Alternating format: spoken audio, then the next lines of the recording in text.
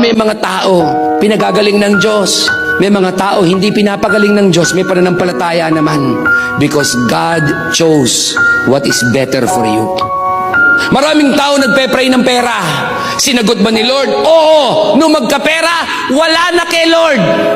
May sakit ka, pinagaling ka ng Diyos. Ibig sabihin, God said, that is better for you. Pero ito, nag-pray ka, may sakit ka, di ka gumaling. Alam niyo sabi ni Lord, di kita pagagalingin because that is better for you. Tayo sa'yo bakit? Kasi maaaring hindi ka gumaling, pero nabuo naman ang relationship mo kay Lord. Kasi pwede kasing gumaling ka, pero malayo ka rin kay Lord pagkatapos. Lord, alam kong pagagalingin mo ko, and I trust you. May mga tao pinagagaling ng Diyos. May mga tao hindi pinapagaling ng Diyos. May pananampalataya naman. Because God chose what is better for you. Maraming tao nagpe-pray ng pera.